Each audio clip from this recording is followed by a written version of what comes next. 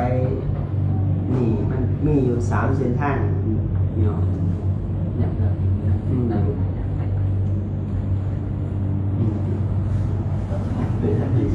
เฮาตอนนี้เฮามีเส้นทางเลือกเนาะเส้นทางหนึ่งที่ลงนรกนะอันนี้เส้นหนึ่งที่ว่ามีความราคะโทสะโมหะโลภะมีความอาฆาตพยาบาทเบียดเบียนในของคนอื่นของตัวเองบ่ยอมปล่อยวางมีแต่ความเครียดความสร้างมีแต่ความจิตใจมันห่อนออกเป็นพื้นเป็นไฟเวลามันหายมามันออกห่อนออกร้นมันสีลงนรกทางเส้นทางนี่นะเส้นทางไปสู่สุคติเส้นทางที่2คือการรักษาจิตรักษาใจรักษาศีลเนี่ยการบ่เบียดเบียนกันบ่ลักบ่ขโมยกันบ่ฆ่าบ่พยาบาทเฮ็ดจิตใจให้ผ่องใสคือเป็นเส้นทางที่ขึ้นสู่สวรรค์เป็นเทวดาเส้นทางที่หลุดพ้นออกจากความทุกข์คือการรักษาศีลบำเพ็ญเพียรภาวนาเจริญสัมผัสสัมมาทานเจริญวิปัสสนาให้เกิดสติปัญญาให้เจอเอาความทุกข์ออกจากจิตจากใจให้จิตใจขาวสะอาดมันก็หลุดพ้นได้ดูที่ว่าเขาจะเลือกเอาเส้นทางไหนเอาเส้นทางที่มืดมนพ้นตะการกระสิ่งที่เลี้ยวโบเห็นพิสูจน์โบได้เขางมไปตัวทีตัวแดงเห็นจะได้ก็โบถึงอันนี้เขายังศรัทธาพระพุทธเจ้ายังโบเต็มร้อยศรัทธาอยู่ศรัทธาแบบเขาก็ลงอยู่บัดเขาก็ใส่อยู่บัด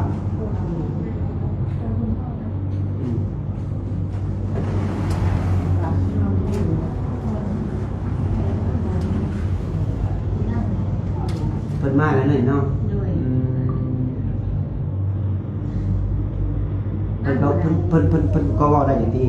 เว้าได้ดีได้ทุกอย่างแต่ว่านั่งบ่ได้หาจะเป็นนี่เว้าก็ได้ผลการเนาะแต่ว่าเราที่หาการนั่งบ่ได้นี่แล้วก็ยืนบ่ได้หาจะเป็นได้ 4-5 มื้อหมอพูดมากลัวก็ดีหลายแล้วอันหมอพูดนะขอเรื่องมนต์อาจารย์แล้วเป้าเอาเงินมาเท่านั้นเลยพอเดสิจะพอดีได้เดเนาะเป่าอะไรดอกเนี่ย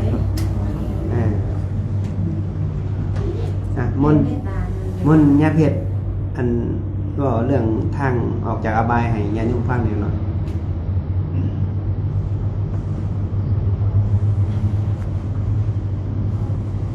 เดี๋ยวว่าสิไปเปิดเราหน่อยนึงมันเดินกันเลยนะมันเก็บญาติโยมฟัง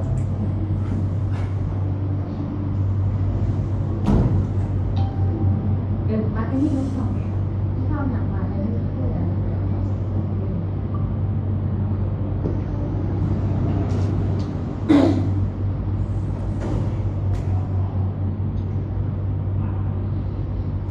ติโยมเขามากอะโมทนาสาธุมื้อนี้มาฮอดเวียงจันทน์แล้วเนาะคณะจาริกธุดงค์จากบ้านสู่ป่าจากป่าสู่เขาจากภูมิลำเนาสู่ธรรมในการจาริกธุดงค์39 วันเต็มในมาพักอยู่ในเวียงจันทน์มันญาติโยมอยู่เวียงจันทน์กับโมทนาสาธุไปเลยเดี๋ยวไปเอาห้องนะ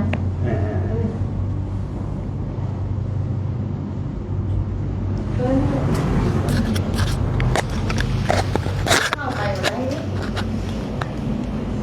น้องพี่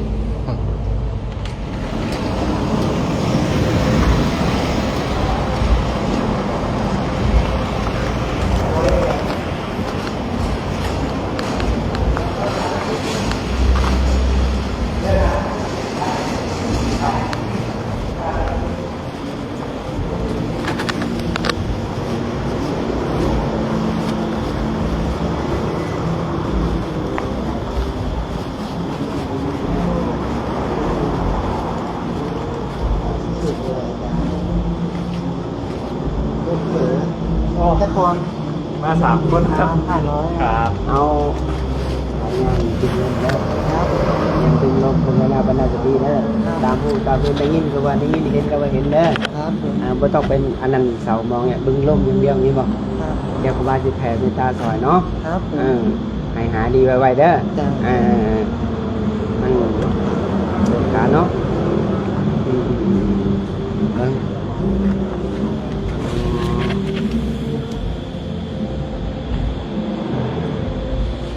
คนกับเวทนาเบิ่งลมหายใจเด้อดึงลมปล่อยออกปล่อยเข่าดึงลมปล่อยออก ดึงเข่าปล่อยออก ดึงเข่าปล่อยออกแต่ตามันเจ็บเวทนาก็มันเจ็บมันปวดเนาะนี่แหละยารักษาโอ้โหสดเด้อดูลมมาหายใจเรือหน้าไปนานทีนี่แหละมันได้ยินก็ว่ามันได้ยินเห็นก็ว่ามันเห็นมันเบิ่งพระเวทนากับเบิ่งสภาวะของจิตเด้อไปพักผ่อนเนาะขอให้สุขพระเศร้าไว้เด้อนะโมพุทธายะหายไว้เด้อสาธุนะ สาธุมองตั้งใจเบิ่งลมหายใจเนาะสาธุไปคิวไปนั่ง ไปไลฟ์สดผม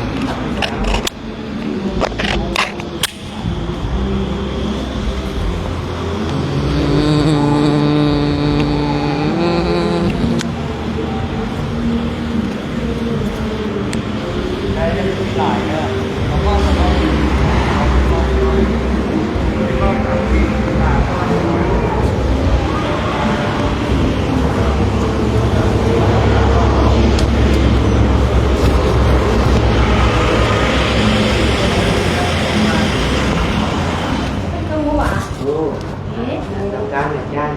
นะบรรดาผู้ที่ฟังธรรมะบาอยู่บนเรือบนไทยหรอ บอกกันแล้ว มันเล่าเหรอตัวไม่ทัน เพราะว่าเราไม่มีปลาสลายอยู่ในไทยเลยเนาะ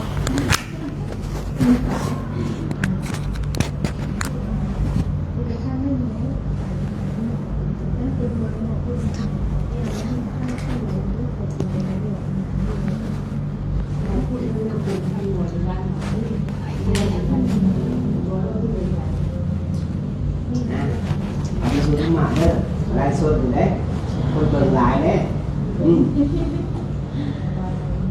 FC เบิ่งหลายเนาะอยากพูดเรื่องไงถามเด้อบอกเรื่องที่ว่ามันมืดมนบอกเรื่องมันแสงสว่างเนาะบอกเรื่องออกจากนรกเนาะออกจากนรกเป็นไงมันไม่ใส่ พออยากจมนั่นโลกเลยเกิดมาเป็นคนมันลูกเลยนะก็ตายไปก็อยากขึ้นสวรรค์ สวรรค์นั้น ทางโลกนั้นนะเขาอยากไปก็ สวรรค์นี่ก็ยังต้องจบจากสวรรค์ก็ยังไปนรกอยู่เลย น้อย คือบ่เอารุดโลด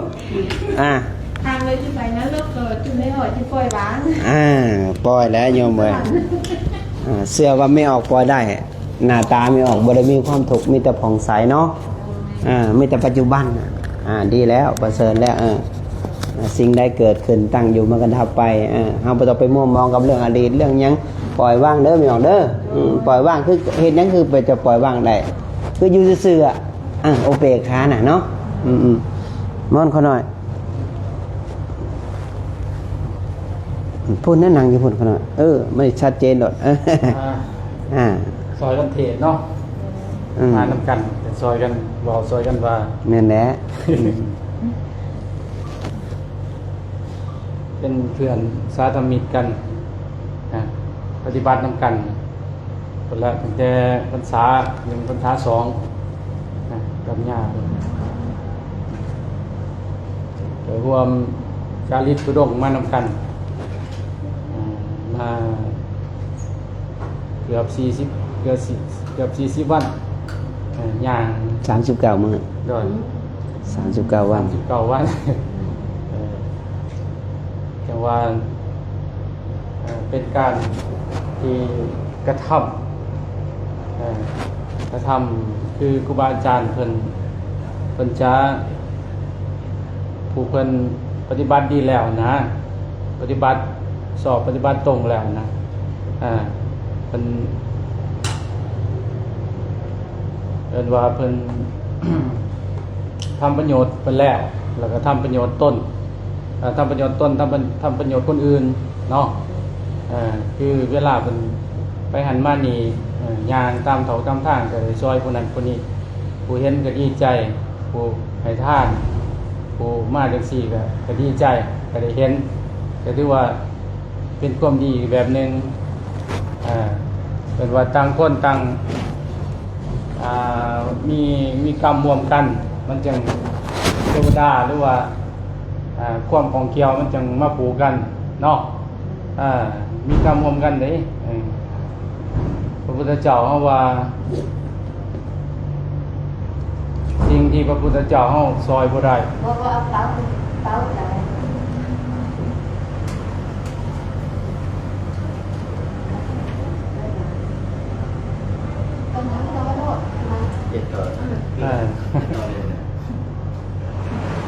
มุนรถไม่ต้องทานละมุนละแต่ไม่ได้ทำเกี่ยวข้าวข้างนอก สี่อย่างเด้พระพุทธเจ้าเฮาซอยบ่ได้เฮาต้องกระทำเอาเองคือ1บ่เรื่องกรรมเนาะการกระทำอันที่2ก็คือเรื่องสติปัญญาอันที่3เรื่องความศิวิไลของธรรมความเข้าใจของธรรมและอันที่4คือทุกๆอย่างมันทำมาเจอกันสิครับบ่แม่นเรื่องบังเอิญเนาะแม่นบ่มันต้องมีเหตุและมันต้องมาเจอกันมื้อนี้ก็ย่าเพิ่นก็บ่ได้เจตนาว่าสิมาจังซี่หั่นนะเหตุบังเอิญเพราะว่าบ่ได้โทษเช็คบ่ได้โทษหยังก็คือว่าสิมาแสดงธรรมบ่มาจังใดมาจังซี่บ่มาแสดงธรรมนะเกี่ยวมาแสดงจะได้พากันมากสินะคันว่าโทษบอกลงหน้าจะได้อธิษฐานจิตตอนภาวนาแห่งดีเนาะซอยเหลือแต่ว่าสิซอยได้บ่ฉันแล้วแต่กรรมเฮาเนาะบัดนี้เรื่องการที่เฮาได้บุญหลายในการที่เฮาได้อานิสงส์หลายในการกระทำกรรมของเฮานะเฮาเสียแนวใดมันจึงสิได้บุญหลายการทานมันก็ในระดับหนึ่งการรักษาศีลมันก็ในระดับหนึ่งแล้วก็ยกขึ้นมาอีกการภาวนามันก็ได้ระดับหนึ่งเนาะแต่ว่าตัวนี้เป็นพอเข้าคือฆราวาสญาติโยมบ่สิมันก็ดีเด้เฮาต้องเริ่มการทานก่อนนะแต่ว่าคือครูบาอาจารย์เพิ่นสินี่เพิ่นทานมาเบิดแล้วเนาะท่านครอบครัวท่านลูกท่านเมียท่านทุกอย่างบ่มีเหยาบ่มีเหือดบ่มีทุกอย่างเรื่องการทานเพิ่นให้เบิดแล้วเพิ่นสละเอาเบิดแล้ววันนี้ญาติโยมเฮาแต่ว่าการทานนี่มันเอิ้นว่ามันอานิสงส์มันก็บ่หลายสำหรับรักษาศีล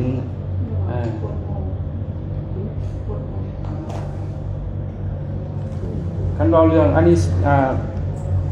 ปรมีอานิสงส์ที่ว่าเฮาได้ออกจากได้บุญหลายได้อานิสงส์หลายการภาวนา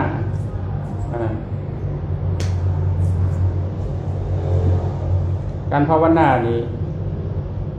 อานาปานสติเนาะเนาะโดยเอาเบิ่งล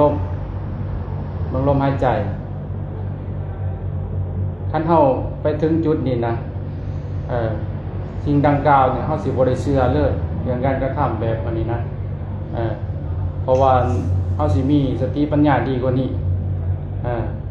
เฮาสิมีคิดว่าคือย่าแล้วว่านั่นแหละพวกทรัพย์หยังต่างๆมันสิเข้ามาเองมันสิเป็นของทิพย์เพื่อนเฮาก็มันสิเป็นของทิพย์ถ้าว่าเฮาส่งสร้างหรือว่าอยู่กับลมหายใจใช่นะเฮาสิบ่เอาสิ่งว่าไปเพิ่งสิ่งภายนอกสิ่งจังสั่นสิ่งจังซี่เฮามันบ่อยากมันบ่เอาแล้วนะแปลว่าเฮาสิยกปัญญามันสิสูงขึ้นกว่านั้นนะแม่นบ่เนี่ยโดยกันหน่อยข้อแหบนิมนต์เนี่ยพอมียังสิถามบ่ถามได้มีโอกาสแล้วมาฮอดแล้วบ่มีโอกาสได้ถามมาเหตุผลมากระแทกมาล้นนะจะถามแทนคู่เลยว่าถามว่าเขาแบบผ่านมากับพูดแต่นรกกับสวรรค์เนาะจะถามอาจารย์ว่าเดือนนรกกับสวรรค์นี่มันมีอันอื่นอีกว่านะแล้วก็ เขาอยากเดินทางไปด้านนี้เขาต้องเห็นใดได้นะนอกจากนกสวรรค์แล้วมีพวกที่ว่าดีกว่าทางบ่อนะ กับเนื้อกว่าหันกลางความสุขมากกว่าเงินพันล้านมันก็มีทั้งคือเฮาบ่ตายออกจากความตายภายในอยากออกจากความตายคนอยู่นี่ภายในบ่อยากตายแล้วภายในบ่อยากเกิดมันบ่มีแต่คนบ่อยากตายแต่อยากเกิดนี่มันมีอย่างสี่นะจะบอกยังเสพกามความสุขอยู่นี่นะเมื่อเขามืดเงินตัวนั้นแหละเขาก็ต้องหาใหม่ก็ทุกข์อีกบัดนี้แต่คนเขามันโตเดินตรงขามกันอยากได้อยู่แต่บ่อยากเฮ็ดเนื้อจากบุญบาปเนื้อจากสวรรค์เนื้อจากพรหมอันนี้เขาบ่เป็นได้ใครยังเป็นพวกนี้เขายังเกิดอยู่ได้ยังเป็นพรหมก็ยังเกิดอยู่เป็นเทวดาก็ยังเกิดอยู่แต่เขาบ่อยากเกิดนี่เขาจะมีความสุขนิพพานังปรมังสุขังนี่เขาต้องบำเพ็ญเพียรภาวนาให้จิตอาสวะมันเมิดไปคือตัวนี้นะคือการเจริญสมาธิเนี่ยสมถะให้มันแข็งแกร่งให้เห็นลมเห็นจิตเห็นความคิดล่างสิ่งสกปรกออกจากจิตจากใจยกความทุกข์ออกจากจิตจากใจเหนือจากความทุกข์ความสุขจากอานาปานสติจากเห็นลมเป็นควัน3ระบบ1เป็นควัน2ระบบเป็นเมฆระบบที่3เป็นเม็ดพลอยตัวนี้เฮาถึงจะมีกำลังละสิ่งพอใจและบ่พอใจคันเฮาละตัวนี้ได้นะเฮาก็โอเปคาได้เพราะยังเฮาละบ่ได้เพราะว่าความคิดเฮายังมีหลายและความปรุงแต่งเฮายังหลาย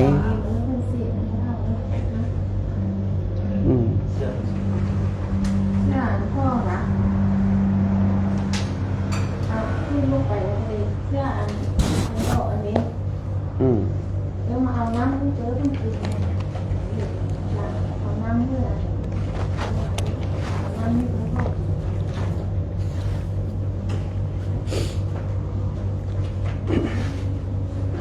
คือคนเฮาเนี่ยเอา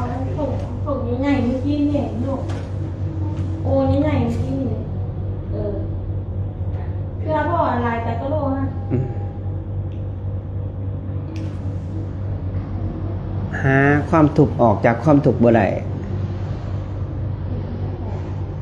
เพราะว่าเฮาติดทุกสิ่งทุกอย่างคือเลี้ยวเห็นญาติโยมคือเดี๋ยวนี้นะว่าเรื่องรูดพ้นบ่ได้หรอกเพราะว่าย่าอยู่ออกจากสิ่งนี้บ่ได้เลยออกจากความมวลบ่ได้เนาะบ่ใหญ่เนาะมันติดความมวลติดความมวลติดความสื่อติดความอยากและความคิดมันมีความคิดมีแหละความปรุงแต่งมันก็มีความทุกข์มันก็มีแล้วเฮายกความทุกข์ออกจากจิตบ่ได้ย้อนหยังย้อนว่าเฮามีสิ่งนี้เฮาบ่มีกำลังที่ไปยกทิ่มคือจะบ่มีเหือบ่มีแห้งนี่จะหยังแสดงคือครูบาบ่ได้แม่นบ่นี่แหละมันต้องมีกำลังหยังคือกำลังคือศรัทธาความเพียรความขยันเบิ่งลมศรัทธาพระพุทธเจ้าเพียงพุทธังสรณังคัจฉามิธัมมังสรณังคัจฉามิสังฆังสรณังคัจฉามิคือมีแต่พระพุทธพระธรรมพระสงฆ์บ่มีสิ่งอื่นแต่นี่เฮายังมีอธิษฐานยังมีขอสิ่งนั้นสิ่งนี้อยู่มันมีหลายสิ่งหลายอย่างแล้วมันเข้าถึงธรรมบ่ได้ก็เลยว่าศาสนาพุทธอยู่ไกลเกินแต่ที่ยิ่งศาสนาพุทธบ่ได้อยู่ใกล้ได้ศาสนาพุทธพิสูจน์โดยลมหายใจด้วยอานาปานสติศาสนาพุทธเนี่ยประเสริฐสูงสุดทุกศาสนาในโลกใบนี้บ่มีไปเทียบท่านได้ศาสนาพุทธคันเจ้าปฏิบัตินะเจ้าจะเห็นธรรมนะเกิดปิตินะลมละเอียดนะลมอัดคอน้ำตาไหลนะเงินลอยหลานเจ้าบ่เลียวเจ้าสิย่างขามเลยความสุขภายนอกเท่านี้ความสุขภายในเรื่องอานาปานสติเรื่องศาสนาพุทธเฮาเนี่ยเห็นบ่คือพิสูจน์เจ้าเห็นไหมคู่มือนี่มีแต่ความอยากมีแต่คนขาดศีลขาดธรรม มีแต่ความอยากเป็นใหญ่เห็นบอกขากันมีแต่สงครามแมันบอกย้อนยังย้อนอำนาจของเงินตอบแทนเจ้าสิมียังบัดนี้สุดท้ายมาถูกบอกย้อนยังย้อนอัตตาตัวตนบ่ยอมคนบ่ยอมแล้วเกิดสงครามแม่นบ่ฆ่ากันคือเบิ่งคลิปเมื่อวานนี่คือกันลูกขาพอเบิ่งในคลิปฟันแบบกระจุยเลยนั่นมันขาดศีลขาดธรรมมันบ่มีความเป็นคนอยู่เลยอันนี้คือกันมันบ่ยอมคนอัตตาตัวตนนี่อุ้ยเฮ็ดให้เกิดสงครามเฮ็ดให้เจ้าเป็นทุกข์คันเจ้าบ่อยากเป็นทุกข์นะเจ้ามีสิ่งเดียวคือเจ้าเพียงพอคือหยุดหยุดหยังคือหยุดความอยากของมันนะเหตุจะได้จึงหยุดได้เจ้าจะเจริญอานาปานสติก่อนเดี๋ยวกันไปสู่สวรรค์มันจะมามันเองไปสู่สุคติมันจะมามันเองไปความรู้พ้นมันจะมามันเองเจ้าไม่ต้องกำหนดอยากได้ในเดียวเจ้าขอเพียงอยากตั้งใจอยู่ในลมอยู่ในอานาปานสติก่อนนอนจะเบิ้งเนี่ยจาก10-20 นาทีก็ได้ลุกตอนตื่นเช้ามาจะก็เบิ้ง10-20 นาทีก็ได้เบิ้งลมหายใจดึงเข้าปล่อยออกดึงเข้าปล่อยออกเนี่ยให้มันเป็นความชินของมันเองและเจ้าที่ทำมาค้าขายเกิดจิตเจ้านี่นะเวลามันอยากหายนะเจ้าเลี้ยวเห็นจิตเวลาจะออกไปเห็นเวียกเลี้ยวเห็นจิตตัวเองมันอยากหายมันบ่พอใจมันเป็นทุกข์มันบ่พอใจเลยถึงมันจะเป็นทุกข์เนี่ยเจ้าเลี้ยวเห็นจิตแล้วมันจะหายไปจะอดทนหายไปจะเบิ่งแบบนี้คู่มือเบิ่งลมตอนนอนออกไปเห็นเวียกเบิ่งจิตเบิ่งความคิดเมื่อจิตเจ้าสงบนะน้ำนี่มันเต็มมันบอกกระเพื่อมแน่นอนมันจะอยู่มันก็หล่นลงมามันก็เหลือมันก็ความสุขสบายได้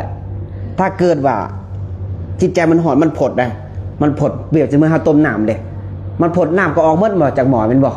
มันก็บ่เหลือมันบอกอันนี้คือกันเจ้าหาเงินมาได้ถ้าจิตใจเจ้าหอนนะมีความโทสะโมหะโลภะนะมันผดหามาเตะแข่งเตะขาเจ้าก็ล้มลุกคุกคานหายืมมันยืมนี่มาใส่เพียงบ่พอจากเถื่อความทุกข์เกิดมาตลอดเลยย้อนยังย้อนว่าความโทสะของเฮาในจิตในใจมันหอนเป็นปืนเป็นไฟมันเฮาบ่เคยหยุดถ้าเจ้าเจริญอานาปานสติจิตเจ้านิ่งนะพิจารณาดีๆเกิดขึ้นมื้อนี้หาเงินได้5 ล้านก็บ่เที่ยงมื้ออื่นล้านนึงก็บ่เที่ยงจะเบิ่งความคิดมันเป็นอนิจจังหมดธาตุ4 ขันธ์5เนี่ยเกิดมาแล้วก็ต้องแก่ต้องเจ็บต้องตายมันก็บ่เที่ยงโรคพยาธิไข้เจ็บมันก็เป็นโรคกรรมโรคเวรที่ติดตามเฮาทุกภพทุกชาติเฮารวยย้อนยังชาตินี้ย้อนว่าชาติที่แล้วเฮาเคยให้ทานแก่ผู้มีศีลเฮาเคยบำเพ็ญเพียรภาวนาเคยรักษาศีลเฮาจะเกิดมาร่ำมันรวยชาตินี้บางคนหาแทบเฮ็ดความดีแทบตายจะหาแทบที่บ่มีกินย้อนยังย้อนว่าชาติที่แล้วจะบ่เคยเฮ็ดอันนี้แม่นบ่คันเจ้าสิไปต่อเจ้าก็ต้องสร้างบุญสร้างกุศลต่อได้สร้างรักษาศีลไปต่อได้แม่ออกข้าเจ้าบรักษาศีลต่อชาติไหนจะบ่ได้เกิดมาแท้ไหนเป็นคนนะคือนี่แหละนี่คือปัจจุบันนี่เปรียบเสมือนกับนี่นะเฮาเห็นหน้าปีนี้เนาะเห็นหน้า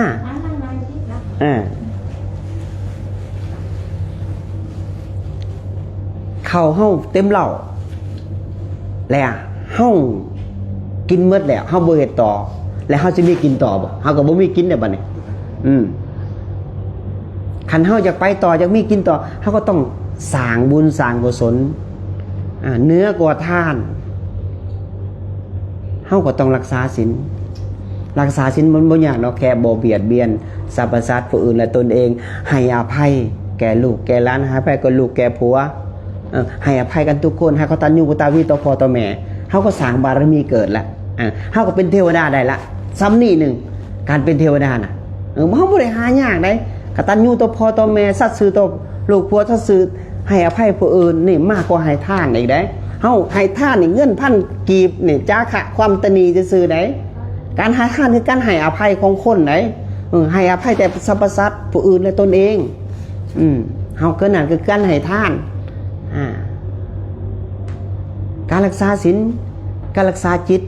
ทางกายทางวาจาทางใจการบำเพ็ญเพียรภาวนาเบิ่งลมอานาปานสติให้มันเกิดกำลังไปตัดความคิดไปตัดความปรุงแต่งเมื่อบ่มีความคิดความปรุงแต่งมันก็บ่มีสัญญามันก็บ่มีความทุกข์เฮาก็สิบ่มีบัดนี้แต่ว่าเฮานี่ปัจจุบันนี่ เฮามันจิตมันเสือในสิ่งที่มันเฮ็ดมาเด้มันก็เลยไปจุดตรงนี้บ่ได้มันใหญ่เนาะมันเสือเคยเฮ็ดเคยแต่งแก่บูชาสะเดาะเคราะห์เคยเฮ็ดแบบสิ่งที่เหนือนอกจากศาสนาพุทธจะไปง่วมศาสนาอื่นกันทีนี้แล้วเฮาก็เสือสิ่งนั้นแล้วเฮาก็บูจักว่าอันใดเป็นของแท้อันใดเป็นทองคำอันใดเป็นทองเก๋แม่นบ่เฮาบ่เห็นเลยเฮาเลยงมเลยก็พอสุดท้ายมาตกนรกแล้วโอ้เสียใจเด้เป็นคนเมียคือบ่เฮ็ดจังซี่นะ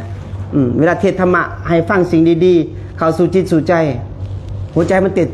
ตับมันออกหอนออกโลนมันคือไฟไหม้มันนี่มันบ่อยากฟังธรรมะนี่นะเข้าใจบ่มันออกหอนคือไฟลุกในช่วงมันออกตามต้นโตเฮานี่นะเฮาก็ฟุ้งซ่านปุ๊บโตฟุ้งซ่านนี่แหละโตพาเจ้าจูงไปนรกความพอใจในสิ่งที่เจ้านั่นสิ่งนั่นแหละพาจะไหลลงสู่ที่ต่ำเห็นบ่แม่น้ำสมุทรพ้นตกเท่าใดบ่เพียงพอแม่นบ่เคยเต็มตาหูลิ้นกายใจเจ้าได้มาเท่าใดก็บ่เคยเพียงพอเจ้าก็มีความทุกข์ถึงเจ้าจะรวยพันล้านเจ้าบ่เคยพอเจ้ายังเป็นคนทุกข์คือเก่าอีกคนที่รวยที่สุดไผเจ้าคนที่พอรู้จักพอนี่แหละคนที่รวยและอายุเจ้าสิยืนขึ้นและเจ้าสิอยู่แบบเป็นสุขครอบครัวเจ้าเป็นสิพาสุขตัวนี้นะคันเกิดเฮาเอาตัวนี้มาแทนกู้รถยืมลาดไปสามารถคันหนึ่งบ่พอ2คันบ่3คันบ่นี่จะสร้างเหตุความทุกข์ให้เจ้าเองอายุเจ้าก็สั่นลงสุดท้ายมาเจ้าตายไปรถก็เป็นของผู้อื่นผัวก็เป็นของผู้อื่นเมียก็เป็นของผู้อื่นเขาก็เอาไปต่อใช้ของเจ้าอยู่ไสมีบ่มีเลยสักอย่างเลยแม้กระทั่งทาสีคันหาเจ้านะอยู่น้ำเจ้าเนี่ยนะเจ้าที่อาบน้ำให้มันฮ้อนก็อาบน้ำมันหิวก็กินให้มันรักษามันซื้อครีมราคาแพงๆมาทาให้มันเจ้ายังเอาไปบ่ได้เลยอานิจจังทุกขังอนัตตาเจ้ายึดเป็นของเจ้ามันตายมันก็แตกสลายเป็นดินไปเอาไปบ่ได้เลยเฮาต้องฮู้นะเฮาต้องเปิดจิตเปิดใจเอาธรรมะขององค์สัมมาสัมพุทธเจ้านี่เข้าสู่จิตสู่ใจแล้วเฮาบำเพ็ญเพียรภาวนาเฮาเบิ่งลมเบิ่งจิตเบิ่งลมเบิ่งจิตทำซ้ำนี่นึงการเบิ่งลมเบิ่งจิตเบิ่งความคิดมันปรุงแต่งยังมันพอใจยังบ่พอใจยังเบิ่งมันตัวนี้ได้จนหอดมือสุดท้ายเจ้าก็ออกจากอบายได้แล้วออกจากนรกได้แล้วทุกสิ่งทุกอย่างในครูบาไปพิพากษาบ่ไปถ้ำบ่ไปภูเขาบ่ครูบาเจอยังบ่เสียงผีเปรตหลองโคยข่วนย้อนความอยากตอนเป็นมนุษย์เท่าใดก็บ่พอครูบาเข้าพิพากษาในบ่ฮอดพันกันเหลือหน่อยนึงเด้อันนี้เตือนตอนเฮามีชีวิตอยู่ให้อยู่แบบคนธรรมดาแบบพอเพียงดีกว่าเฮาจะมีความสุขเด้อแม่ใหญ่เด้อมีความสุขที่สุดอยู่กับลูกกับหลานทำมาหากินแบบบริสุทธิ์บ่ผิดหยังสักอย่างเนาะเฮามีปัญญารักษาศีลมาเป็นเพียรภาวนาเฮาก็ไปตลาดเอาอยู่แบบพอเพียงอย่าไปดิ้นรนหลายอย่าไปทุกข์หลายกับโลกบัดนี้เห็นบ่เขาขากันแข่งกันยิ่งก็ยังบ่ได้มีหยังเลยสุดท้ายมาก็ต้องตายสิ่งเดียวที่จะเอาไปได้คือบุญที่จะสิเฮ็ดในมื้อนี้นี่แหละอริยทรัพย์จะฟังแล้วนี่นะจะฟังธรรมะนี่ตั้งใจฟังสงบจิตนะบุญเกิดขึ้นกับเจ้าแล้วเจ้านอนเป็นหลับตื่นก็เป็นสุขแล้วทีนี้แม่นแล้วบ่เทวดาคุ้มครองเจ้าต้อนรับคณะพระจาริกธุดงค์บ่ว่าภัยก็แล้วแต่หมู่น้อยหมู่ใหญ่เจ้าต้อนรับผู้ที่รักษาศีลบำเพ็ญเพียรภาวนาตัวนี้เป็นบุญเป็นกุศลหาประมาณบ่ได้แถมเฮาได้ฟังธรรมะแถมเฮาได้ให้ทานได้จาคะผู้ที่ประพฤติปฏิบัติทำเหตุตามพระองค์พระศาสดาเข้าป่ารักษาศีลบำเพ็ญเพียรภาวนาเข้าธรรมเข้าเหวเข้าพิปัสสะไปตามดงตามป่าไปตามชนปอกชนเผ่าไปตามเพื่อนหน่อยบ้านหน้าไปเรื่อย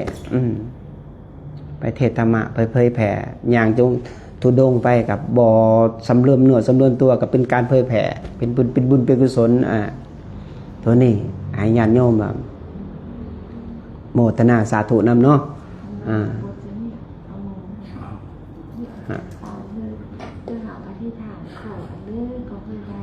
อย่าขออย่าเฝ้า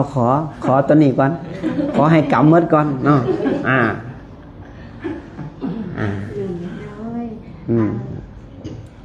ต่อไปจูไม่ออกก็อย่างูเนาะจูไม่ออกตักบาตรเจ้าหัวกายมานำทางไปเศร้าทุกมื้อลูกดึกตื่นเศร้านี่ทำบุญตักบาตรมินากา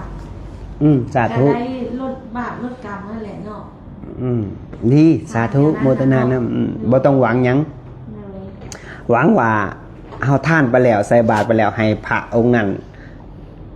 ได้มีเหือมีแห้งได้บำเพ็ญเพียรภาวนาออกจากความทุกข์เป็นบุญเป็นกุศลของเฮาเนาะตอนนี้เฮาคันดา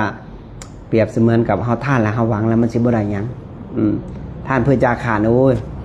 บ่ต้องหวังหยังเลยเฮาจะได้บุญอย่างมากมายมหาศาลเนาะ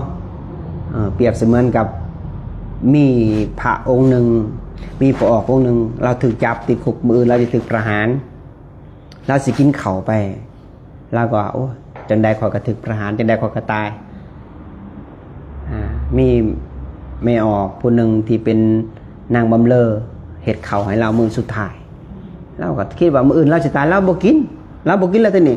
แล้วก็ฝากพวกคุมนักโทษไปถวายพระไอ้คนนี้แต่เกิดมาเป็นคนก็ยังบ่เคยเห็นบุญปุ๊บพระสารีบุตรได้สันเข่าแล้วปูที่นั่งเพิ่นแล้วก็นั่งสันเข่าแล้วก็ผู้ที่ถึกประหารแล้วก็เห็นเพิ่นสันเข่าสุดท้ายมาอื่นก็ถึกประหารปุ๊บแล้วก็นั้นลึกอิ่มบุญแล้วก็เกิดเป็นเทวดาอยู่สั้น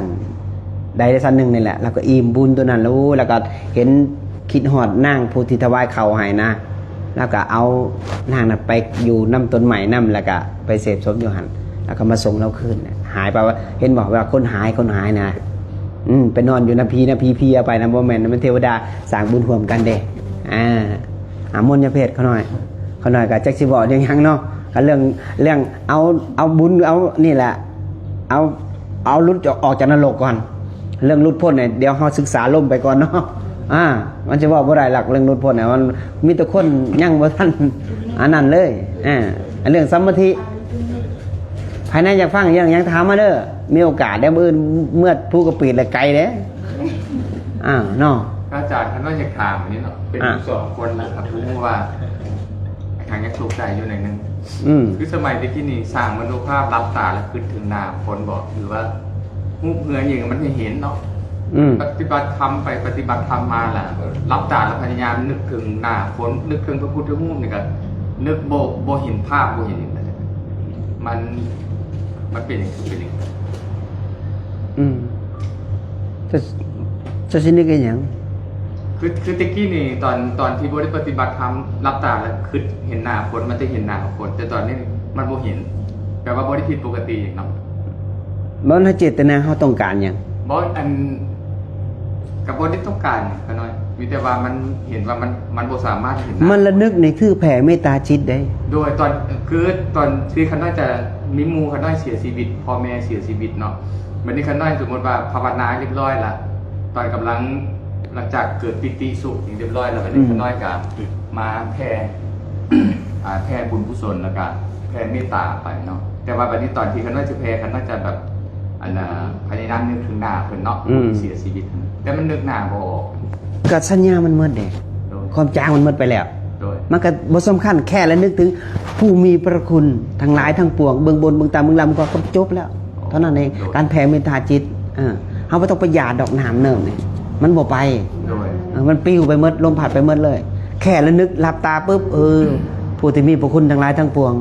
บุญกุศลที่ข้าพเจ้าเฮ็ดได้มื้อนี้เขาแผ่เมตตา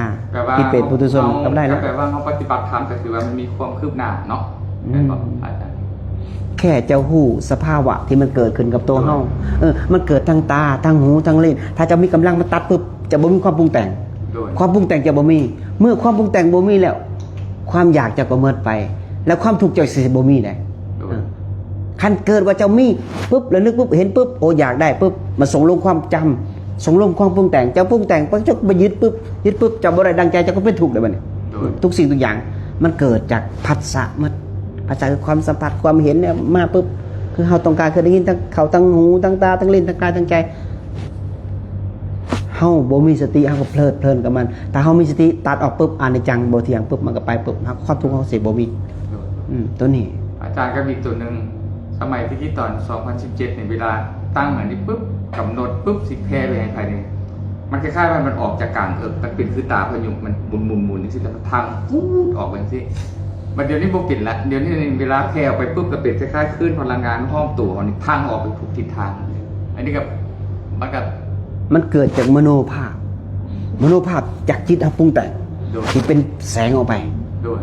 ถ้าเกิดเฮามีสติคุมมันเฮาแค่แผ่เมตตาการแผ่เมตตาจิตนะตั้งใจฟังเด้อใครอยากให้พ่อแม่ให้ปู่ย่าตายายตัวเองได้หับผลบุญเด้อการแผ่เมตตาจิตนี่เฮาตั้งโตให้ตรงนี่ดึงลมนี่ดึงเข่าปล่อยออกดึงเข่าไปออกให้มีความรู้สึกลมมันหอดสายหอดปอดหอดข้อหอดกลางดังหอดปลายนี่ลมจะหายไปละเอียดปุ๊บเห็นแต่ความเกิดดับมันจะไม่มีความอาฆาตพยาบาทจิตลมละเอียดไปแล้วบุ้ยอย่างไดเมื่อเฮาระนึกออกไปภูมิพระคุณทั้งหลายทั้งปวงปัจจัย4โภชนะอาหารหรือพิเปตปุถุชนภูมิพระคุณทั้งหลายพ่อแม่ครูบาอาจารย์มันจะไปเลยแผ่ได้ไปไกลมหาศาลโดยบ่มีประมาณเลยการจิตเฮาขาวสะอาดและเฮาแผ่เมตตาเนี่ยไปได้ไกลถ้าจิตเฮามีราคะโทสะมีความอาฆาตพยาบาทเปรียบเสมือนเฮาเหี่ยวขออภัยมันก็อยู่สังหันแหละสำคัญแหละมันบ่ไปใสเพราะว่าจิตจะมีความอาฆาตเลยจิตจะผูกมัดเด้คนที่จิตบ่ผูกมัดคือจิตขาวสะอาดแหละเจ้าจะแผ่เมตตาเนี่ยกระจุยเลยแค่เจ้าอย่างสัมผัสนี่นะผีสิงยังไปเลยครูบาอย่างมาแต่สารวัตรเมื่อนั้นนะผีสิงยาพรปากบ่ได้3 มือขังอยู่ว่าบ่เป็นครูบาแค่ย่างผ่านซื่อๆนี่นะมากราบครูบาโอ้อาจารย์เลยอาจารย์บ่มาคนตายป่วงมันย่างขางถนนย่างกลางถนนเลยเด้เจ้าหน้าที่จับไว้นะขังไว้ถามแม่สามเณรนะแค่ครูบาย่างผ่านซื่อๆนะยังรุดเลยอำนาจของอานาปานสติขององค์สัมมาสัมพุทธเจ้าสุดยอดเลยไผเห็นธรรมแค่ธรรมมันบ่ได้อยู่ไกลเด้อโยมพ่อโยมแม่เด้อธรรมมันอยู่ในหูดังเฮาแค่เฮาเปิดจิตเปิดใจยอมรับความจริงสัจจะความจริงเขาจะยอมรับได้เจ้าก็เห็นธรรมนี่จะเฮายอมรับบ่ได้เพราะว่ามันสวนทางน้ำไหลลงสู่ใต้แต่ใจเจ้าก็ไหลไปนำจะบ่สวนกิเลสมันยันมันเมื่อยเด้เขาจะสวนกิเลสเจ้าก็เห็นธรรมเพราะว่าธรรมบ่ได้อยู่ไกลเลยพิสูจน์ได้โดยลมหายใจเฮาเองสัจจะความจริงเกิดแก่เจ็บตายความทุกข์มันทุกข์จากใจทุกข์จากเหตุที่เฮาต้องการทุกข์จากตัณหาเฮาตัดตัณหาไปความทุกข์เฮาก็บ่มีแม่นบ่ออกตัณหาก็จบแล้วเด้ตัณหามีเฮาก็อยู่พอเพียงเฮาก็อยู่เป็นสุขแม่นบ่อันนี้เฮาทุกข์เพราะหยังสุขเพราะความคิดเพราะหยังเป็นกิจเพราะฉะนั้นมันอยากยังอยากในกามคุณบ่อยากในสิ่งที่มันต้องการบ่แต่เฮาบ่ได้เฮาก็เป็นทุกข์บัดนี้นะ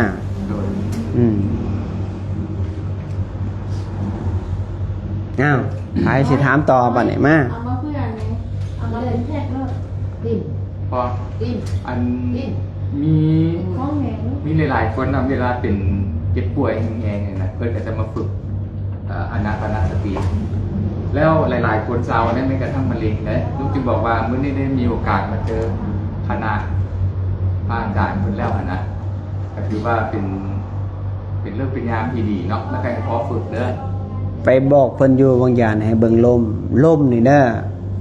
ว่าทำสื่อเด้อ1มานี่รักษาเป็นยาโมโหสถทั้งมะเร็งทั้งความดันทั้งเบาหวานครูบาสิงห์เนี่ยเป็นเบาหวานเนี่ยบอกครูบาเขาหน่อยเป็นเบาหวานอ้าวจะอยู่เฮ็ดหยังเนี่ยเป็นเบาหวานกันดึงลมที่ให้มันตายกับลมไปโลดสุดท้ายมาไปตรวจลมดึงลมเลย3 เดือนไปตรวจเบิ่งเบาหวานบ่มีอ้าวหมอยังงงเลยว่ามันหายจากจังได๋หมอยังถามนี่ไม่ออกเจ้าต้องเสือได้เป็นยาโมโหสถได้เป็นหยังครูบาย่างไงกำหนดแค่หู้จักมันเจ็บซื่อๆยังเศร้าหัวเข่าครูบาย่างตลอดเวลา6 ปีนี่ย่างตั้งแต่เมืองโขงชายแดนเขมรจนฮอดหงสาน่ะย่างไปเอาหยังเข้าก็บ่ได้กินบางมื้อกำหนดจิตซื่อๆยังเศร้าน่ะอันนี้บ่ได้เว้าเด้อันนี้ให้ศรัทธาพระพุทธเจ้าคันเจ้าศรัทธาเต็มนะเจ้าสิบ่ตกนรก เจ้ามองไปพระพุทธเจ้าไปโลดในชาตินี่มันบ่มีหยังดอกอยู่โลกภายนอกเจ้าเห็นแล้วว่ามันบ่เที่ยงมีแต่ทางตันได้ได้เงินมาหลายก็มีชื่อเสียงแล้วก็มีอำนาจแล้วก็เสืออาวุธมาขามาลินกันลินสิมีหยังแม่นบอกนี่เฮาอยู่แบบพอเพียงอยู่แบบครอบครัวมีความสุขนี่มีหยังก็หาแน่ท่านแน่รักษาศีลบำเพ็ญเพียรภาวนาแน่อยู่พอเพียงสมซ้ำเฮาไปเลี้ยงร่างกายจนทำจิตใจขาวสะอาดแม่นบอกจิตใจขาวสะอาดแล้วจะไปใส่ก็ได้เฮามีเงินเต็มกระเป๋ามีอารยทรัพย์เฮาเด้เขาเลือกไปได้เนี่ยเขาตอนเขาเป็นคนมีเส้น3 เส้นทางให้เลือกไปใส่ไปนรกไปสวรรค์ไปความหลุดพ้นเขาก็เลือกได้เงินบอกราคะโทสะโมหะความมาคาปัญญาบาปก็ลงนรกรักษาศีลบำเพ็ญเพียรภาวนาคือสวรรค์จะก็ต้องการความหลุดพ้นก็ต้องตัดกิเลสตัณหาออกจากจิตจากใจให้มันได้บ่วงพยามารเนี่ยความห่วงเนี่ยคือบ่วงพยามตัดให้มันทิ่มให้มันขาดให้หมดเอาความทุกข์ออกจากจิตจากใจไปจิตใจเจ้าขาวสะอาดเจ้าก็กรรมแต่ต้องจะบ่ได้แล้วบัดนี้เหยียบกรรมไว้เลยกรรมแต่ต้องบ่ได้เลยสบายเลยบ่มีกรรมแล้วไปใส่ก็ได้เป็นบอกตัวนี้ง่ายๆนึงเอาบ่ได้อยู่ไกล ในกรณีผู้ที่ปฏิบัติจนกระทั่งว่าจะมีพรหมวิหาร4เป็นอัตโนมัติแล้วนะคันที่นี่ถือว่าตัวเมตตากรุณาเห็นคนก็มันก็เกิดขึ้นเองบ่เด้เฮาต้องเจตนาเด้ โอ้ต้องเจตนาที่ว่าเมตตากรุณามุทิตาเหตุเวลาจิตใจเจ้านิ่มนวลนะคันเจ้าแข็งกระด้างนี่เจ้าสิเสพยังบ่ได้เลยจากสมาธินี่คันจิตใจจะนุ่มเจ้านวลจะอ่อนจะวายโดยก็น้อยภัยพิษก็ให้อภัยเว้าจาเว้าดีคิดดีก็ทำดีมีแต่หน่อมถ่อมตนมีหยังก็มียังเพื่อแผ่กันให้อภัยตลอดหลังจากมีเจ้าสิมีเมตตาไปตีมันนุ่มนวลแล้วเวลาเขานั่งสมาธิมันจะแข็งมันล่มจะละเอียดจะหายไปความปิติมันจะเกิดลมอัดคอน้ำตาพรอกลงมาจะเย็นไปสงสารไปหมดเลยจะสงสารบุคคลแล้วทีนี้คันเจ้าเล่งความเพียรเกิดขึ้นมันจะไป1 2 3 4ไปเลย4แหละจะสิเฮ็ดยังก็ได้จะ10 กำหนดยังไงก็ได้แม่นบ่อาหารทิพย์บ่ถ้าต้องการเจ้าคิดเอาก็ได้คือกับเทวดาเนี่ยอาหารทิพย์เทวดากินอาหารทิพย์คนเฮากินได้ทายเจ้าภาวนาดีแม่นบ่มันเป็นเรื่องปกติของปุถุชน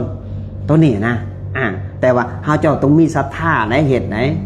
ต้องมอกลายแล้วมันจะเฮ็ดโอ้ยสำเนียงพอแล้วนอนก่อนมื้ออื่นก็เฮ็ดใหม่ขี้ข้านเฮ็ดบ่บ่ค่อยๆจังซี่นะมันเป็นไปบ่ได้เห็นอดีตชาติตัวเองก็ได้อันใดอภิญญาในตัวผูกมัดได้แล้วนึกชาติได้นี่ให้ว่าเห็นแล้วโอ้ยลืมตัวเองว่าตัวเองลืมนึกชาติได้แล้วก็ไปผูกมัดอยู่หันไปใส่บ่ได้ต่อเฮาต้องถิ่มมันทุกอย่างแม้กระทั่งไอ้ยังกันแล้วแต่ถิ่มมันหมดเห็นฮู้แต่สภาวะฮู้แต่ลมฮู้แต่จิตพอบ่ให้มันยึดหยังอาจารย์เขาถามตัวเลยถ้าว่าเพราะผู้ดีนี่เขาถิ่มแล้วแต่สุดท้ายแล้วครบดีแล้วต้องถิ่มเหมือนอาจารย์ครบดีก็บ่เอาเหมือนต้องเนื้อสัวเนื้อดีโดยบ่ติดหยังสักอย่างคือถ้าเขาถิ่มสัวแต่ว่าติดดีนี่ก็บ่รู้คนเหมือนอาจารย์บ่รู้แต่ว่าจะไปภูมิที่ดีไปภูมิที่ดีแม่นบ่เขาสิปล่อยความดีนี่ให้จังได๋อาจารย์เอาบ่ยึดความดีนี่มือนั่นเมื่อเจ้าฮอดคันนั้นแล้วจิตจะสิเป็นอาจารย์สอนเจ้าเองเขาว่าครูบาสอนเจ้าแล้วมันฮู้แล้วมันสิไปบ่ได้วิปัสสนานี่เด้อมันจะต้องแตกสารด้วยที่มันบ่ฮู้จักหยังเลยไหนถ้ามันฮู้แล้วมันบ่แตกสารมันเป็นความฮู้ของผู้อื่นเขามันมีสัญญาบ่แน่นอนสัญญาปึ๊บเฮาฮู้ก่อนเมื่อมันฮู้แล้วทีนี้มันไปบ่ได้เด้เขาบ่ย่านโลกแล้วพวกนี้คือเปรียบกับหมอที่ใดหมอที่บ่ย่านคือเปรียบกับโยมแม่นี่ฮู้จักกับพี่ภาษาอยู่หั่นมันโยมแม่สิไปบ่พี่มันสิหลอกโยมสิไปบ่น่าย้อนหยังย้อนมันฮู้ก่อนมันบ่อันนี้คือกันธรรมะคือกันคันเจ้าฮู้ก่อนแล้วจะไปบ่ได้แน่นอนวิปัสสนามันบ่แตกในสมองเจ้าคันสิ่งใดเจ้าบ่ฮู้นะจะภาวนาไปจะบำเพ็ญเพียรภาวนาไปมันหมุนเลยมันหมุนติ๋วมันเกี่ยวเวียนอยู่หั่นน่ะมันพิจารณาจนมันแตกปังออกในสมองเลยได้เห็นเป็นหยังครูบาจึงเห็นความอนิจจัง บ่เถียงในพีภาษาครูบาจำภาษาในพีภาษา3 เดือนคนเข้าจูดคนนี่หัวกะโหลกกิ่งมาใส่ครูบาเนี่ยครูบาพลิกไปพลิกมาพลิกไปพลิกมาจริงอยู่ใส่ความหักแก้วอยู่ใส่ความสิ่งที่เจ้าหามาได้เงินคำกำแก้วที่หามันอยู่ใส่เอาไปนำได้บ่เอาไปนำบ่ได้สักอย่างมันแตกฝ่องเลยปัญญาจะเกิดเลยบัดนี้เมื่อปัญญาเกิดแล้วเฮาก็เห็นความบ่เถียงในโลกบัดนี้บ่เถียงเลยเมื่อบ่เถียงแล้วเฮาจะยึดหยังจิตเฮาก็บ่ยึดเด้มันเบื่อมันหน่ายมันคลายกับหน่ายเด้มันถามต่อแล้วจะสิเกิดมาเอาหยังมันถามเลยเกิดมามันมีหยังติดให้เจ้าติดในโลกมนุษย์เนี่ยมีแต่ทางตันคันเจ้าบ่มีโอกาสในชาตินี้นะเจ้ารอชาติหน้านะเจ้าสิบ่มีโอกาสเพราะว่าเจ้าสิไปภพภูมิตัวใดเจ้ายังบ่ฮู้จักเลยแม่นบ่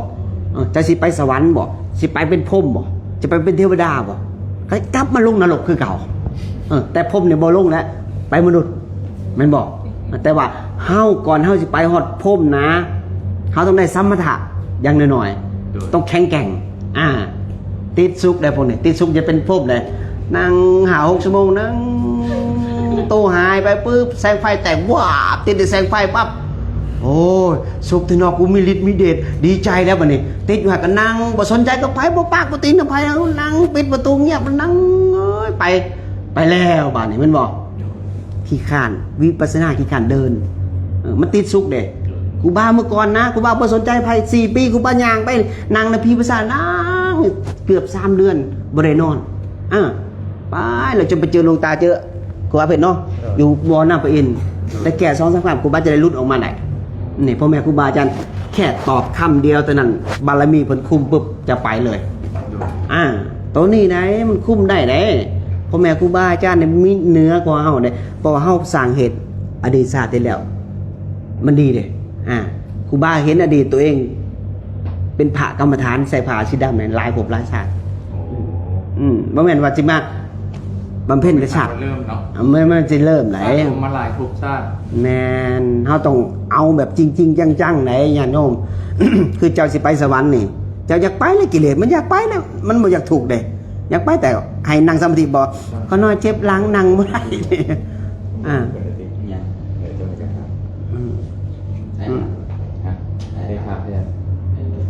มีใครจะถามต่อว่าเรื่องถามเลยเพื่อนเห็นน้อยถามเห็นถามมาอันเพื่อนเห็นหน้าป่าไปแล้วตามหลังมันจะหัวจะมึนแล้วก็แน่นแล้วมันถึงจะเริ่มคิดอย่างบัวออกแล้วก็คือคนขี้ข้านบัวอย่างคิดเบี้ยอย่างมีแต่คิดปฏิบัติธรรมอย่างเดียวย่างไปใส่กระลืมสิใจจับเครื่องอย่างกระลืมย่างมาเนี่ยข้าน้อยก็เคยเป็นแต่นี่เป็นเพลินกำลังเป็นอยู่เพื่อนก็เลยถามว่าเพื่อนถือบ่ถือแล้วอานาปนาสติมันล้างทุกอย่างมันล้างความจำมันล้างสายตามันล้างเมื่อใดแล้วกับแต่ว่าเขาต้องมีความเพียรอายตนะเข้ามาเห็นมาปุ๊บเขาต้องหมุนให้มันเลยหมุนก่อนเดี๋ยวมันหมุนมันเองทีหลังก็จะบอกคือเขานำล่องก่อนนะนำล่องให้มันแลนเองทีนี้คือเขาเบิ่งลมกันเบิ่งลมให้มันเป็นออโต้เดี๋ยวมันเบิ่งมันเองดึงไว้ปุ๊บนั่งแค่ปุ๊บนาทีเดียวเขาสมาธิได้เลยนั่งปุ๊บคือนั่งวิญญาณเนี่ยคือกูบ้านนั่งบ่ฮอดนาทีก็เขาสมาธิได้ละย้อนดึงลม3 บาทหรือ2 บาทก็เขาได้ละตัวนี้เฮาเฮ็ดให้มันเป็นออโต้ก่อนเด้ออย่าประมาทได้อย่าไปเฮาไปฮอดนี่พอแล้วซ้ำนี่หยุดก่อนบัดมีโอกาสเฮ็ดใหม่กิเลสนี่มันยั่วเจ้ามือละเส้นผมมือละหน่อยมันบ่กินหลายแล้วจะตื่นอาจจะบอกมันบ่คือโลภเด้โลภมันกินมือละน้อยกินจนมือเฮาตายมืออายุเฮาเฒ่าแล้ว70-80แล้วไปบ่ได้แล้วพ่อใหญ่โอ้ยขอสิบำเพ็ญเพียรภาวนาคือครูบาอาจารย์ก็บ่ได้แล้วมันเฒ่าแหละเจ็บออดแอนตอนน้อยมันติดหยังติดลิ้นตอนใหญ่ก็มาติดหยังติดเหล้าติดเบียร์ตอนหนักติดลูกติดเมียมันตอนเฒ่ามาติดหยังติดเจ็บอ่อนแอนแม่นบ่พ่อใหญ่ลูกก็โอยนางก็โอยแม่นบ่มันเจ็บได้มันเพียรภาวนาบ่ได้บัดนี้แม่นบ่เหมือนโอกาสแล้วบัดนี้ก็มีทางเดียวคือสะสมบุญบารมีเด้อมาใหญ่เด้อเจ้าก็เบิ่งลมหายใจได้คือกันเด้รักษาศีลโมโหสถเด้อมาใหญ่เด้อปีหนึ่งอย่าต่ำกว่า7 มื้อเจ้าสิบ่ตกนรกแม่นบ่รักษาศีลโมโหสถปีหนึ่งให้มันได้7 มื้อปิดห้องเลยลูกกูรักษาศีลเด้อมื้อนี้เบิ่งลมหายใจไหว้พระอะระหังสัมมาสัมพุทโธ สวากขาโตสุปฏิปโนลากาไปก็นั่งเบิ่งลมหายใจเปิดธรรมะฟัง MP3 บ่ได้ YouTube บ่ได้อาจารย์ใดเทศฟังหมดธรรมะเฮามีปัญญาฟังหมดตัวใดมันสิเอาออกจากนรกฟังเลยอย่าไปตำหนิอาจารย์นั่นอาจารย์นี่อย่าไปตำหนิเพิ่นสอนเส้นทางหลุดพ้นหมดพ่อแม่ครูบาอาจารย์ตัวนี้เฮามีสิทธิ์เลือกที่จะไปได้มั้ยเนี่ยตอนเฮาเป็นคนนี่คนที่บ่มีสิทธิ์เลือกคือสัตว์ในสารกับคนจิตใจต่ำบ่เลือกเอาศีลธรรมเอาแต่พวกเห็นมั้ยว่าตำสื่อเนาะบ่อยากเว้าแห้งแล้วมันสิยากมันจะต่ำคนขี้ข้านแหละนะอาจารย์ส่วนนึงตู้ที่เป็นอัตโนมัติตอนนี้มันมี2คนที่เป็นอาการเดียวกันมันคล้ายๆว่าปฏิบัติคือบ่ได้ปฏิบัติมันใช้ชีวิตคือคนข้างนอกนี่บ่ฮู้ดอกว่าปฏิบัติเพราะว่าคล้ายๆแบบว่าตั้งแต่ตื่นนอนบ่มันก็เห็นธรรมะของมันก็เลยบ่คือปฏิบัติแต่ว่าจะมีช่วงก่อนมันจะเป็นอัตโนมัติตอนนั้นมันจะแบบมันเอาใจเอาเท่เข้ามาจนบ่หลับบ่นอนนอนมันก็บ่นอนไปนอนก็บ่หลับมันเฮ็ดจนแบบมื้อนึงบางมื้อบ่นอนเลยแล้วไปตามหลังเลยจุดนั้นไปปึ๊บแล้วมันผ่านไปได้ระยะนึงปึ๊บแล้วก็คือว่าบ่ค่อยห่าวคือเก่าแต่ว่ามันก็เห็นธรรมะเห็นมันก็วิปัสสนาของมันเจ้าโยมเคยสันเข่าบ่โดยสันเข่าอิ่มบ่โดยอิ่มแล้วจะกินต่อได้บ่มันแตกต่างยังตัวนี้เข้าใจแล้วบ่แต่แล้วมันอิ่มแหละก็มันเห็นเป็นออโต้ของมันแหละการตามหูลมหูจิตหูความคิดนั่นคือการปฏิบัติได้คือคู่จากความคิดมันเกิดขึ้นโอ้มอส่วนนี่ว่าพาตกนรกว่ะเห็นปุ๊บมันก็ไปปับมือหนามันมาปุ๊บไปปับเฮาบ่ตอนหับมันคือบ่ตอนหับคือบ่ปรุงแต่งต่อน่ะโดยเห็นโอ้ทีวีนี่งามๆเนาะโอ้อยากได้เด้มันน่ะคือปรุงแต่งคันโอ้อันนี้ก็บ่เที่ยงเนาะมันก็บ่ปรุงแต่งต่อละมันก็บ่มีความทุกข์เด้บ่มีความอยากมันก็จบแหละมันบอกตัวนี้ก็เป็นของปฏิบัติเนี่ยบ่แม่นสินั่งสมาธิย่างจงกรมมันเฮ็ดได้หมดนั่งสมาธินั่งจงกรมแต่เบิ่งจิตเบิ่งใจนี่คือการออโต้ของมันเลยตื่นนอนปุ๊บเฮาฮู้อย่างเลยมันสิลุกนอนต่อบ่หรือมันสิลุกย่างหรือมันสิไปเข้าห้องน้ำเฮาก็ฮู้จักก่อนเลยเบิ่งปุ๊บมันสินอนต่อนอนหน่อยนึงลุกเลยสวนมันเลยปึ๊บเลยล้างหน้าล้างตาทำสมาธิต่อจังน้อยๆนี่ก่อนออกจากบ้านจาก10-20นาทีเด้อรักษาศีลก่อนออกจากบ้านเมื่อจะรักษาศีลแล้วเจ้าสิประเสริฐสูงสุดโดย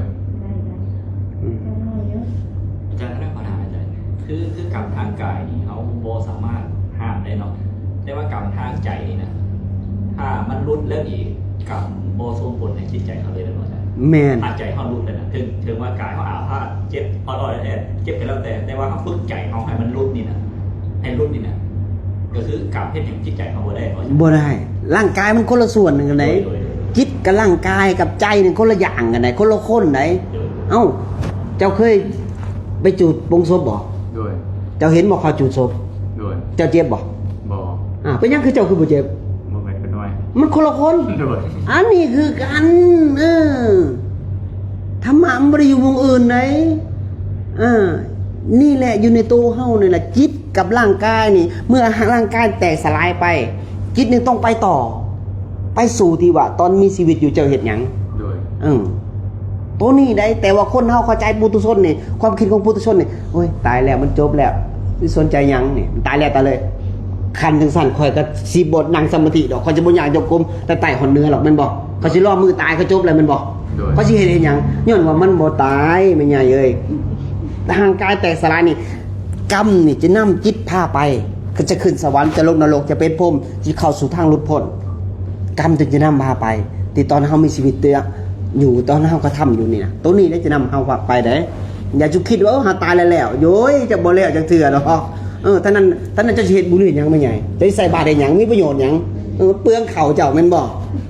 ก็ย้อนจังซี่แล้วเฮาต้องเฮ็ดบุญแม่นบ่บางคนก็ไปเอาข้าวเป็นก้อนไปจำให้ผีกิน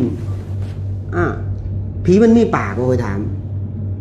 พันบอกบ่มีปากเจ้าก็เฮาหมาบบ่ได้เจ้าเคยเฮ็ดตะปูตะหญ้ามาถ้าว่าปลา พี่เปรตมันกินส่วนบุญแต่เจ้าหับบ่ได้บาดในส่วนบุญแต่ว่าคอยต้องเฮ็ดบุญแต่คอยหับบ่ได้ส่วนบุญเลยนะแต่คอยยังไปจำอยู่นี่นะ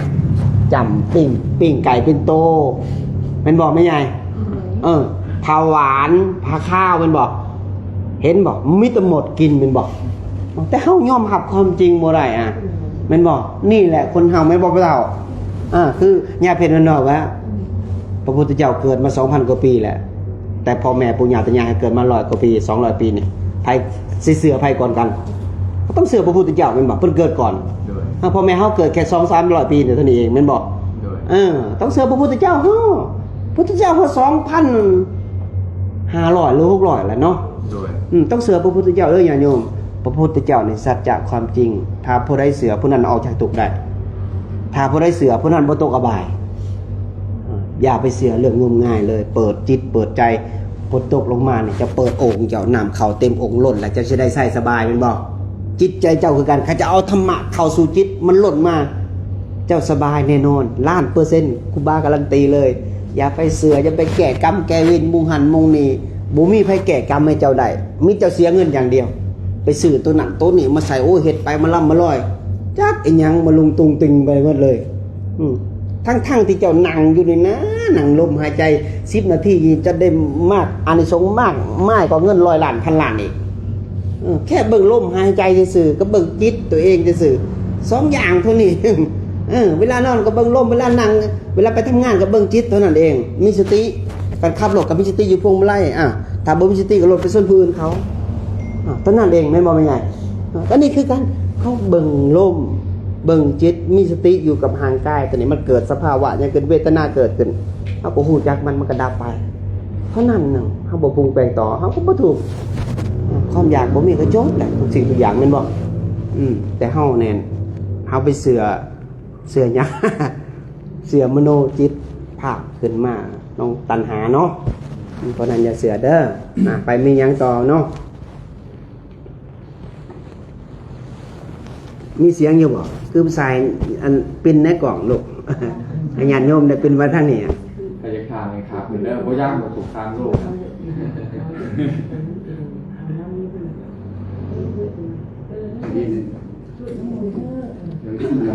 ไปไม่แค่นั้นนี่ได้แล้วเนาะเมื่อเราบอกถามเลยว่าไม่แค่ที่เพิ่นเป่าเลย ถามมาหลายแล้ว เป็นญาติโยมพูดเราก็เป็นอย่างนี้สู้หนึ่งคนเลยอันน่ะคืออันน่ะคือว่าชุดน้ำมนต์สูตรบ่เป็นสูตรบ่เป็นบ่ได้เห็นน้ำมนต์เนาะครูบาบ่ได้เห็นน้ำมนต์นี่ว่าเรื่องจริงนี่ไงคอยได้แต่จูงจะออกจากนรกเท่านั้นเองเนื้อกว่าน้ำมนต์กว่าเจ้าอีก100 ล้านพันเท่าได้มั้ยไงเป่าเป็นเป่าฝึกเป่าน้ำมนต์เดี๋ยวค่อยเอาจะออกจากนรกก่อนฟังก่อนให้ออกจากนรกก่อนเนาะจะตกนรกขึ้นบ่ได้เด้อบ่นี่เห็นบ่นรกน่ะเปรียบเสมือนกับเฮาบ่มีแข็งมือกาเฮาไปบ่ได้ตอนเฮามีอยู่คือดีแน่เอาบอกให้เปิดจิตเปิดใจเจ้ายังบ่ยอมมาเปิดเนาะเพราะฉะนั้นเมื่อคำถามแล้วเนาะเมื่อแล้วบอกเมื่อแหละจะขอสิ้นสุดแล้วเนาะถามยังไปถามเนาะญาติโยมไปอยู่ในตัวเวียนในกามืออื่นเนาะตักบาตรอยู่บ้านใดเนาะอื่นก็มันจะมาตักบาตรบนบ้านหนองพญาบ้านหนองพญาเด้อญาติโยมไปอยากมาไปเบิ่งคลิปนี่เด้อน้องพญาอยู่หอมยังแคมทางใหญ่เลยแคมทางใหญ่ชิ้นดาบ2 ตัวมีทรายไปเนี่ยให้ญาติเขาเห็นเนี่ยตอนหน้าห้านอาหารลาวาตอนหน้าห้านลาวาเงินพอออกพองั้นไม่ออกจันทาไปดิกับอันตอนหน้าห้านลาวาท่านเบียร์ลาวาโฆษณาให้เลยเนี่ยเนาะไผจะมาใส่บาตรกับมาเด้อญาติโยมไผบ่มากะโมทนาสาธุนำกันได้บุญคือกันเนาะเพราะฉะนั้นมื้อนี้คณะจาริกธรรมะจากพระธุดงค์คณะจาริกธุดงค์ได้มางานนิมนต์อยู่ในตัวเมืองเวียงจันทน์เนาะสุดท้ายขอให้ญาติโยมมีทุกความสุขความเจริญ อ่า จิมันมานั่นจิผู้สาร โอ้ยนี่เป็นจับเหรอ จับแล้ว อ่ะขอสิ้นสุดอ่ะ เดี๋ยวแบ่งให้เป็นได้กับ โมทนาสาธุ แบ่งให้เป็นผัวเพิ่นเป็นมะเร็ง เพื่อนบอกเอา